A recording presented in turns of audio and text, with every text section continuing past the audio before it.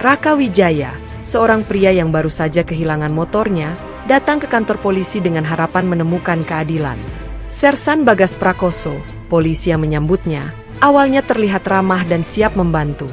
Namun, Bribka Yuda Santoso, rekannya, mulai menyebutkan berbagai biaya administrasi yang harus dibayar agar kasusnya bisa diproses. Raka mulai merasa ada yang aneh, tetapi ia tetap berusaha mengikuti prosedur, sampai angka yang disebutkan semakin membuatnya merinding. Apa yang awalnya hanya laporan kehilangan motor, perlahan berubah menjadi drama kehidupan yang membuat tubuhnya berguncang penuh amarah dan ketidakpercayaan. Saya sangat berterima kasih kepada yang sudah subscribe serta yang like video ini. Semoga bahagia di dunia dan masuk surga di akhirat kelak. Saya mengajak Anda semua untuk memutihkan kolom komentar dengan menulis sholawat kepada Nabi kita tercinta. Semoga kita bisa mengambil pelajaran dari kisah ini.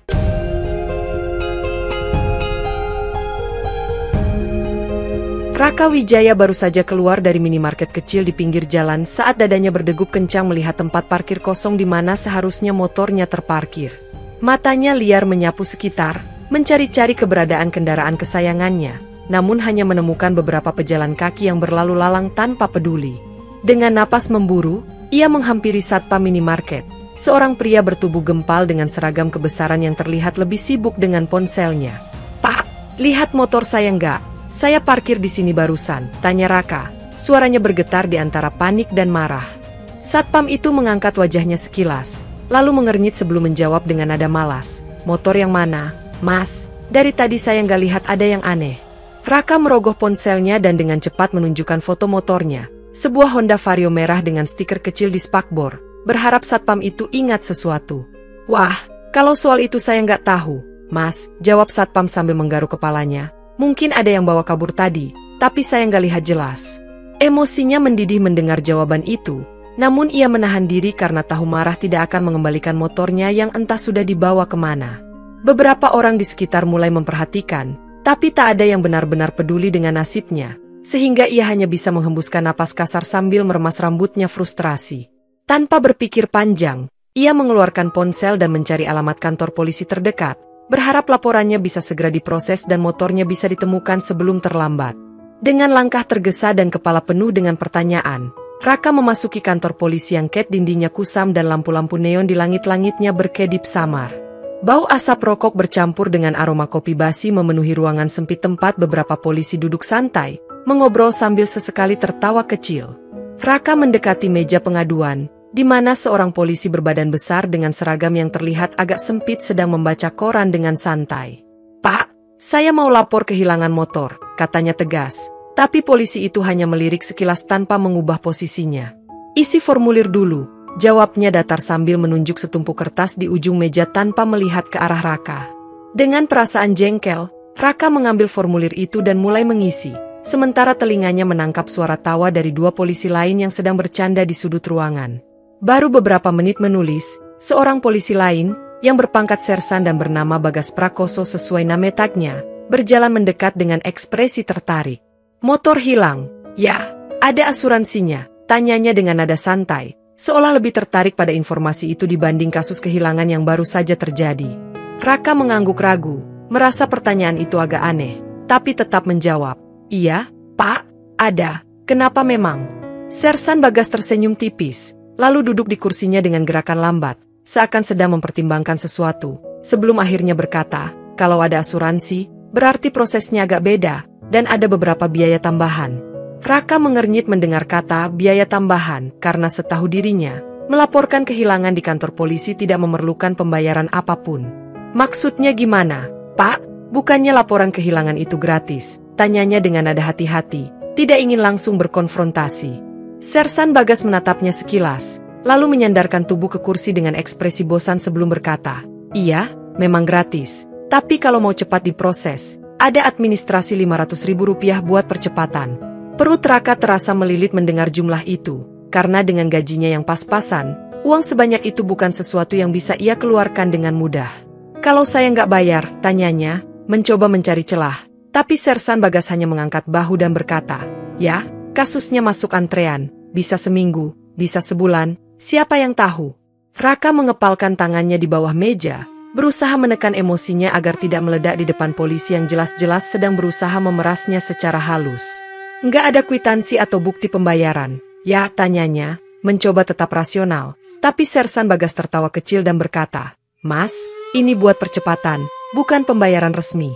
Udara di ruangan terasa semakin menyesakkan, dan Raka tahu jika ia menolak membayar, kasus motornya akan dibiarkan begitu saja tanpa ada tindak lanjut. Dengan berat hati, ia mengeluarkan 5 lembar uang 100 ribuan dari dompetnya dan menyerahkannya, sementara Sersan Bagas dengan santai memasukkannya ke dalam laci meja tanpa melihat. "Bagus, sekarang tinggal tunggu prosesnya. Tapi ada satu hal lagi yang perlu diurus," kata Bagas sambil melirik seorang polisi lain yang duduk di dekatnya, yang langsung berdiri dan berjalan mendekati Raka. Polisi yang baru datang itu bertubuh lebih kecil dari Bagas, tapi sorot matanya tajam saat menatap Raka sambil menyodorkan selembar kertas usang. "Ini surat jalan, Mas, buat jaga-jaga kalau motornya ketemu dan harus diambil dari lokasi tertentu," kata polisi itu yang nama tagnya bertuliskan Bribka Yuda Santoso. Raka mengambil kertas itu dan melihatnya sekilas, tetapi matanya segera menangkap satu detail mencurigakan di bagian bawah, di mana tertulis biaya administrasi Rp750000. "Ini maksudnya gimana? Kok saya harus bayar lagi?" tanyanya, mulai tidak sabar dengan segala pungutan yang muncul entah dari mana. Bribka Yuda menyeringai kecil dan berkata, "Prosedur standar, Mas. Kalau surat ini nggak ada, nanti kalau motornya ketemu, bakal lebih ribet ngambilnya." Raka semakin frustrasi karena tahu bahwa tanpa surat itu, ia bisa saja dipersulit lagi jika motornya benar-benar ditemukan. "Nggak bisa dinego, Pak?" tanyanya, mencoba mencari celah. Tapi Bribka Yuda hanya menggeleng dan berkata, "Kalau nggak bayar, ya nggak kami urus." Dengan napas berat, Raka kembali merogoh dompetnya, sadar bahwa dirinya sudah sepenuhnya terperangkap dalam permainan para polisi ini. Setelah menyerahkan uangnya, Bribka Yuda mengambilnya tanpa banyak bicara, lalu menepuk bahu Raka sambil berkata, "Tenang aja, Mas, kami bakal bantu kok, selama Mas juga paham prosedurnya." Raka hanya bisa mengangguk kaku, menahan kemarahan yang mendidih dalam dirinya, sementara para polisi itu kembali ke kursi mereka, seolah tak terjadi apa-apa. Raka berjalan menuju ruangan kecil yang ditunjukkan oleh Bribka Yuda. Matanya menangkap tumpukan berkas yang berserakan di atas meja kayu tua yang catnya mulai mengelupas. Seorang pria berkacamata dengan seragam sedikit kusut duduk di belakang meja. Tangannya memegang pulpen yang diketuk-ketukan ke meja sambil menatap Raka dari atas ke bawah. "Mas Raka." "Ya, saya penyidik Hendra," ujarnya dengan nada santai, sementara tangannya meraih berkas yang diduga adalah laporan kehilangan motor Raka. "Iya, Pak, saya ingin memastikan laporan saya segera ditindaklanjuti," kata Raka, berusaha terdengar tegas meski hatinya mulai diliputi rasa curiga. Hendra mengangguk pelan lalu menatap Raka sambil tersenyum tipis. "Begini, Mas, kalau kita mau cepat, ada cara yang lebih efektif. Biasanya kita butuh dana operasional untuk anak-anak di lapangan." Dada Raka berdegup lebih kencang saat mendengar kalimat itu, namun ia tetap berusaha menjaga ekspresi wajahnya tetap netral. "Maksudnya saya harus bayar lagi?" tanyanya, meski dalam hati sudah tahu jawabannya. Hendra menghela napas seolah menjelaskan sesuatu yang sudah terlalu sering ia katakan, lalu menjawab, "Kalau Mas mau motor cepat ditemukan, ya, ada baiknya kasih sedikit dorongan, sekitar 500 ribu. Raka menggertakkan giginya, menyadari bahwa ia sudah semakin dalam terjebak di lingkaran ini, tetapi ia juga tahu jika menolak, kasusnya bisa semakin terbengkalai. Dengan berat hati, ia mengeluarkan uang dari dompetnya dan menyerahkannya. Sementara Hendra dengan cepat menyelipkan uang itu ke laci meja tanpa mencatat apapun di berkasnya.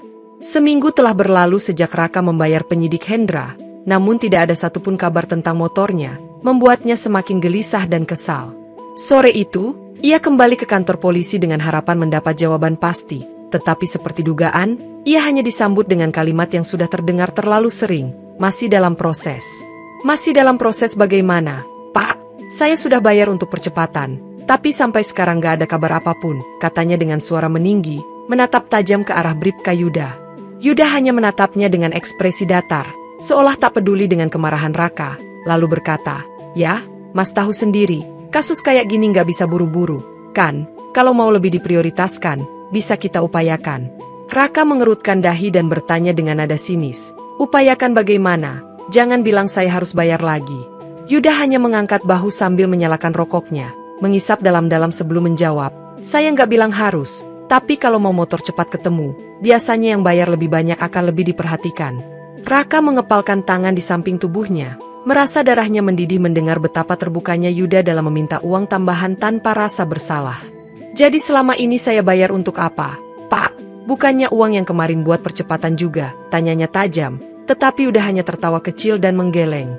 Itu buat biaya awal, Mas. Kalau mau benar-benar diprioritaskan, ya, harus ada usaha lebih, katanya ringan, seolah itu adalah hal yang biasa.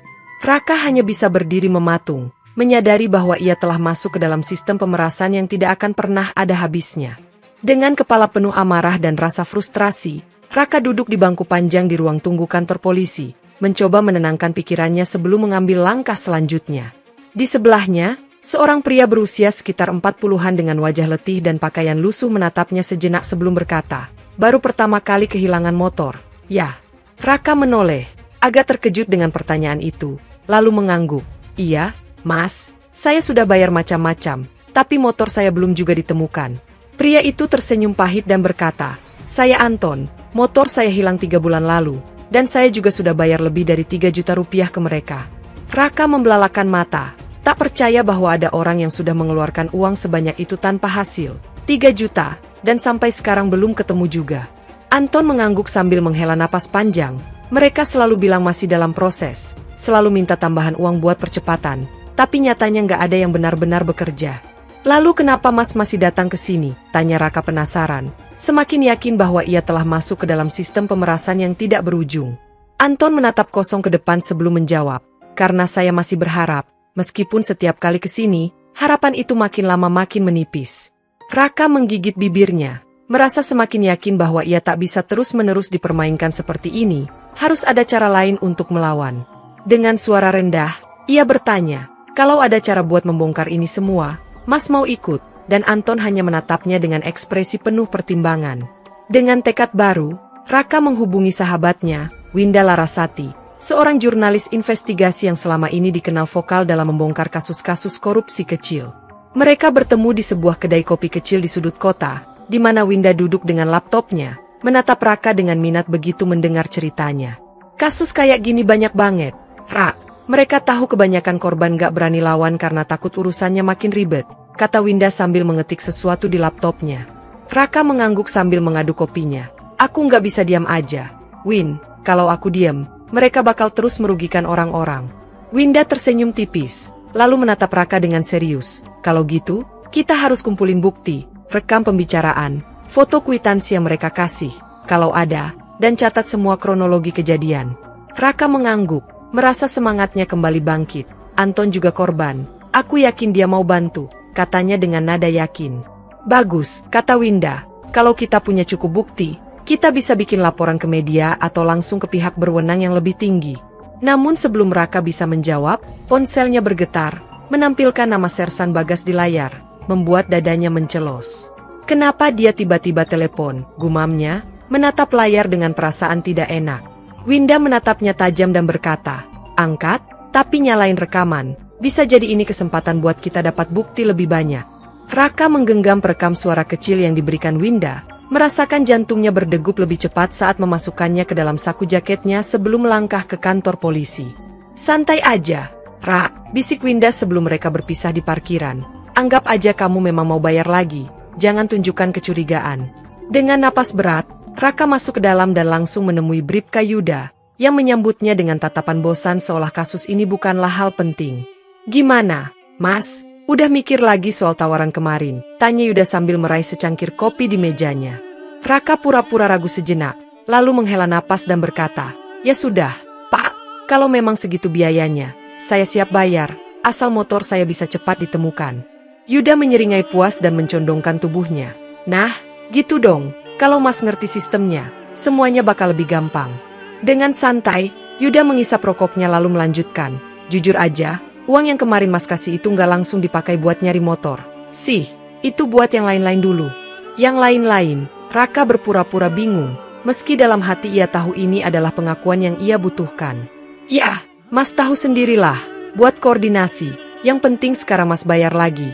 Nanti saya kasih tahu anak-anak biar mulai gerak," katanya sambil mengetuk-ngetukkan jarinya ke meja. Setelah keluar dari ruangan, Raka buru-buru menemui Winda di kafe dekat kantor polisi, menyerahkan perekam suara dengan tangan gemetar. aku dapat pengakuannya.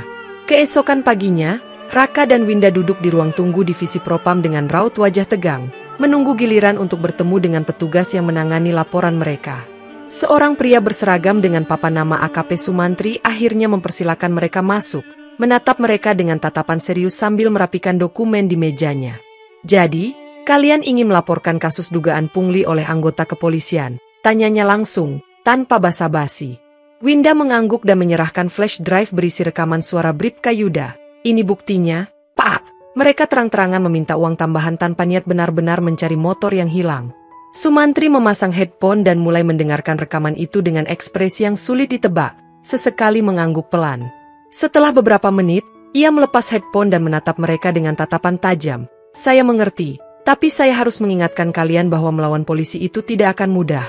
Raka mengepalkan tangannya di atas meja. "Kami nggak peduli seberapa sulitnya, yang mereka lakukan ini sudah menipu banyak orang." Sumantri menghela napas, lalu berkata dengan nada lebih rendah, "Kalau kalian benar-benar mau melanjutkan ini, pastikan kalian siap dengan segala konsekuensinya."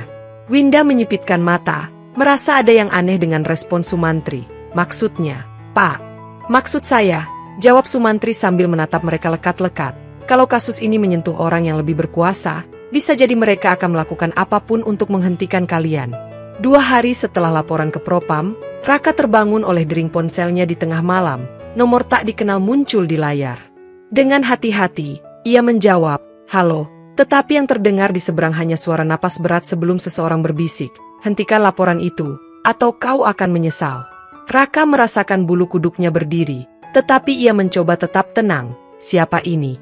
Orang di seberang hanya tertawa kecil sebelum memutuskan panggilan, meninggalkan Raka dengan perasaan tak nyaman yang semakin membesar. Keesokan harinya, saat ia sedang bersiap-siap untuk pergi ke kantor, sebuah pesan masuk ke ponselnya dengan gambar yang langsung membuat darahnya membeku.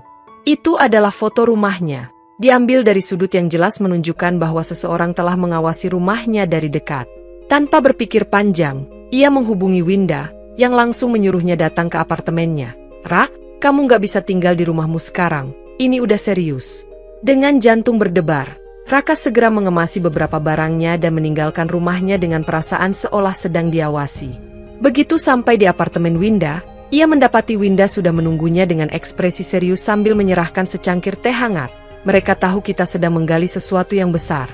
Raka menatap temannya itu dengan rahang mengeras. "Aku nggak akan mundur, Win, mereka bisa mengancamku, tapi aku nggak akan biarkan mereka lolos begitu saja."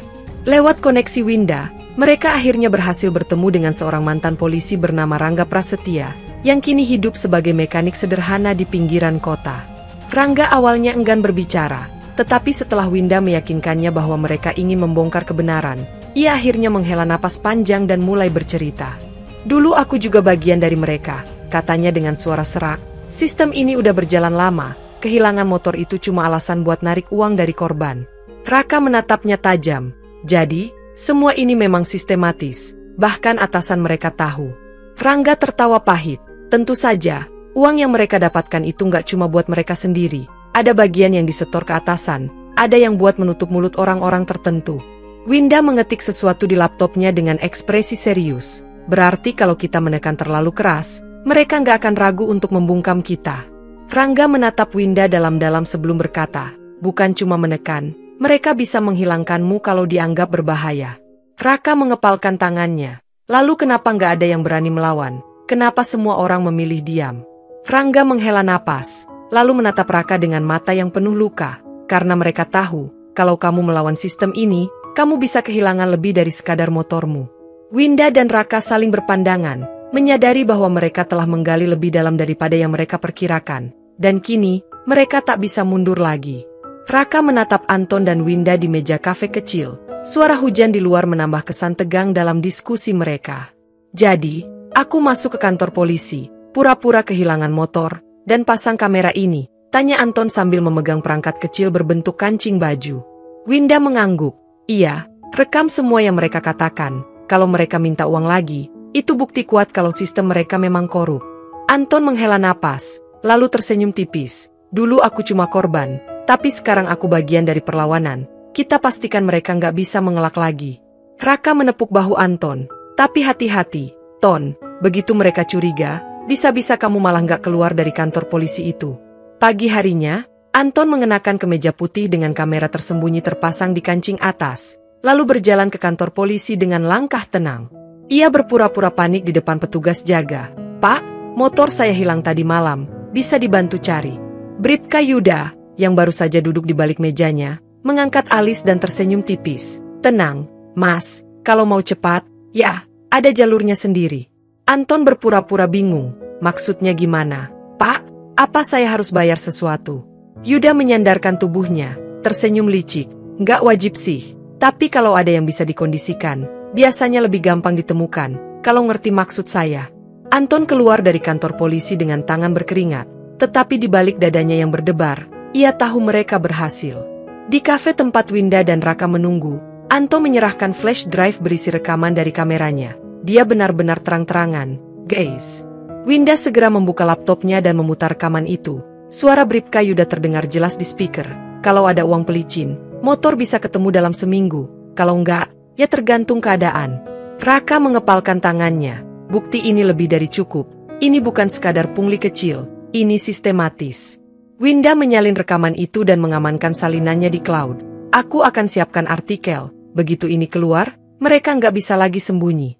Anton menatap mereka dengan wajah tegang. "Tapi kita juga harus siap kalau mereka menyerang balik." Raka mengangguk. "Kita tahu risikonya, tapi ini lebih besar dari kita. Kita harus lanjut." Mereka menyusun strategi untuk memastikan rekaman itu tersebar luas sebelum polisi bisa menutupinya. Winda mulai menghubungi jurnalis lain, memastikan berita ini sampai ke media nasional dan bukan hanya artikel kecil di blognya. "Besok pagi, ini bakal jadi headline," ujar Winda dengan senyum penuh tekad. Keesokan paginya, layar televisi dan media sosial penuh dengan berita berjudul "Skandal Pungli, Polisi Memeras Korban Kehilangan Kendaraan." Artikel yang ditulis Winda menyebar dengan cepat, dipenuhi komentar publik yang marah atas kelakuan aparat yang seharusnya melindungi masyarakat. Di ruang tamu apartemen Winda, mereka bertiga menatap layar ponsel masing-masing yang terus bergetar akibat notifikasi. "Ini gila, aku nggak nyangka secepat ini viral," ujar Anton sambil menggeser layar ponselnya. Raka meneguk kopinya dengan ekspresi serius. "Bagus, tapi kita juga harus siap dengan respons mereka." Winda mengangguk. "Aku sudah dihubungi beberapa stasiun TV yang mau wawancara, tapi mereka juga bilang pihak kepolisian mulai mengeluarkan pernyataan bantahan." Raka mendengus. Tentu saja, mereka pasti nggak mau terlihat bersalah. Tak lama, ponsel Winda bergetar, panggilan dari nomor tak dikenal. Ia mengangkatnya dengan hati-hati. "Halo." Suara di ujung telepon terdengar dingin. "Kalian sudah terlalu jauh. Hentikan sekarang sebelum ada yang terluka." Winda membeku sejenak sebelum menutup telepon, lalu menatap Raka dan Anton. Mereka mulai melawan balik. Malam itu, Anton menemukan motornya yang terparkir di kosannya telah dirusak. Spion patah, ban kempis, dan catnya dicoret dengan kata "hentikan". Dengan wajah merah padam, ia segera menghubungi Raka. Mereka baru saja kasih peringatan. Raka dan Winda segera datang ke kos Anton, menatap motor yang sudah rusak dengan ekspresi serius. "Ini baru peringatan awal," gumam Winda, matanya penuh kecemasan. "Kalau kita tetap maju, mereka bisa melakukan yang lebih buruk." Raka mengepalkan tinjunya. "Justru karena ini, kita nggak boleh mundur." Malamnya, Raka mendapat pesan dari nomor tak dikenal. "Kamu pikir ini cuma permainan? Berhenti sekarang atau besok namamu masuk berita dengan cara berbeda." Ia menatap layar ponselnya dengan rahang mengeras, lalu menunjukkan pesan itu kepada Winda dan Anton. "Mereka serius," kata Anton pelan. "Kalau kita terus maju, kita harus siap dengan segalanya." Winda menarik napas dalam. "Aku akan cari cara supaya kita bisa lebih aman. Tapi satu hal yang pasti, kita sudah terlalu dalam untuk mundur." Dengan ancaman yang semakin nyata, mereka bertiga menyadari bahwa perjuangan mereka baru saja memasuki tahap yang paling berbahaya. Pagi itu, kantor polisi tempat Bribka Yuda dan Bagas bertugas mendadak dipenuhi petugas berseragam propam yang datang membawa surat perintah penggeledahan. "Semua tetap di tempat. Kami dari propam. Tidak ada yang keluar sampai pemeriksaan selesai," seru salah satu perwira tinggi dengan suara lantang. Bribka Yuda yang tengah duduk di meja kerjanya langsung pucat pasi. Tangannya gemetar saat seorang petugas propam menggeledah lacinya. "Apa-apaan ini?" protesnya, tapi seorang petugas menatapnya tajam sambil menunjukkan bukti rekening mencurigakan. "Anda punya aliran dana ratusan juta dalam beberapa bulan terakhir. Mau jelaskan dari mana sumbernya?" Bagas yang baru datang dari ruang belakang langsung berusaha menghubungi seseorang di ponselnya, tapi seorang petugas merebutnya. "Sudah, Pak, nggak usah coba-coba hubungi atasan Anda. Kami punya bukti cukup untuk menahan Anda sekarang juga," kata petugas itu dingin. Sementara itu, Raka dan Winda menyaksikan penggerebekan ini dari kejauhan, berdiri di seberang jalan dengan hati berdebar. Akhirnya, gumam Raka dengan perasaan lega bercampur tegang. Mereka kena batunya. Winda menoleh ke arahnya. "Ini baru awal, kita lihat seberapa jauh kasus ini bisa diusut." Berita penangkapan polisi-polisi korup segera tersebar, memicu gelombang keberanian dari para korban lain yang selama ini hanya bisa diam. Kantor Propam dipenuhi laporan baru dari masyarakat yang mengaku mengalami hal serupa, menunjukkan betapa luasnya jaringan pungli ini. "Saya juga pernah bayar jutaan, tapi motor saya nggak pernah ketemu," keluh seorang pria di wawancara berita. Ekspresi wajahnya masih penuh kemarahan. Di rumahnya, Raka menerima telepon dari seorang petugas Propam yang memberitahunya bahwa motornya telah ditemukan. "Tapi kondisinya, yah, lebih baik Anda lihat sendiri," ujar petugas itu sebelum menutup telepon. Saat Raka tiba di kantor polisi untuk mengambil motornya, hatinya mencelos melihat kendaraan yang dulu ia rawat kini dalam keadaan mengenaskan. Joknya sobek, catnya tergores di sana-sini, dan mesinnya tampak seperti sudah lama tidak terawat. "Setidaknya ini masih lebih baik daripada nggak kembali sama sekali," ujar Anton yang menemani Raka saat itu. Raka mengusap bagian tangki motornya dengan pelan. "Aku dapat motorku kembali, tapi aku kehilangan sesuatu yang lebih besar, kepercayaanku pada mereka." Winda yang berdiri di belakangnya menepuk bahunya. "Tapi kamu juga memenangkan sesuatu, Rak, keadilan mulai ditegakkan." Meskipun kasus pungli ini sudah terbongkar dan beberapa oknum telah ditangkap, rasa trauma masih melekat di hati Raka. Ia tidak bisa melupakan bagaimana ketakutan menyelimuti hidupnya ketika ia diteror dan diancam hanya karena menuntut haknya sendiri. "Kamu masih kepikiran semuanya?" tanya Winda suatu malam saat mereka duduk di sebuah kedai kopi yang sepi. Raka menghela napas panjang. "Iya, aku pikir setelah semua ini selesai, aku bakal lega, tapi rasanya tetap ada yang belum tuntas." Winda menyandarkan tubuhnya ke kursi, menatapnya dengan serius. "Kamu bisa diam, atau kamu bisa melakukan sesuatu biar kejadian kayak gini nggak terus berulang." Kata-kata itu terus terngiang di kepala Raka hingga akhirnya ia memutuskan untuk mulai membantu korban-korban lain yang mengalami hal serupa. Ia mulai menulis pengalamannya di blog, berbagi kisahnya di forum-forum online, dan bahkan menghadiri diskusi publik tentang reformasi kepolisian. "Kalau kita nggak bersuara, mereka akan terus melakukan ini ke orang lain," katanya dalam salah satu forum. Suaranya penuh keyakinan. Anton yang ikut dalam acara itu menepuk pundaknya. "Kamu udah berubah, Rak. Sekarang kamu bukan cuma korban, tapi juga perlawanan." Raka hanya tersenyum kecil, meski dalam hatinya ia tahu bahwa perjuangan ini masih jauh dari selesai. Beberapa minggu setelah kasus ini viral, kepolisian mengadakan konferensi pers, menyatakan bahwa mereka akan membersihkan institusi dari oknum nakal. Namun, Raka dan Winda tidak sepenuhnya percaya. Mereka tahu bahwa sistem ini lebih besar dari sekadar segelintir polisi yang ditangkap. Mereka hanya menangkap yang ketahuan. Tapi bagaimana dengan yang belum? Gumam Raka saat menonton berita di televisi. Winda menyesap kopinya dengan ekspresi serius. "Betul, kita mungkin baru saja membuka sedikit celah. Tapi di luar sana, masih banyak bajingan coklat yang belum tersentuh." Anton mendengus pelan. "Lucu ya, mereka ngomong soal reformasi, tapi pasti masih ada orang-orang kayak Yuda dan Bagas yang belum terungkap." Raka mengangguk, matanya masih terpaku ke layar. "Aku berharap ini bukan sekadar pertunjukan untuk menenangkan publik." Winda menghela napas, lalu berkata, "Yang jelas, kita udah ngasih perlawanan. Sekarang tinggal lihat apakah mereka benar-benar akan berubah." Di luar jendela kedai kopi tempat mereka berkumpul, kota terus bergerak seperti biasa, seolah tidak terjadi apa-apa. Tapi bagi mereka bertiga, dunia tidak lagi sama. Mereka telah melihat sisi gelap dari sistem yang seharusnya melindungi mereka. Dan mereka bertanya-tanya, berapa banyak korban lain yang masih harus mengalami ketidakadilan sebelum perubahan yang nyata benar-benar terjadi.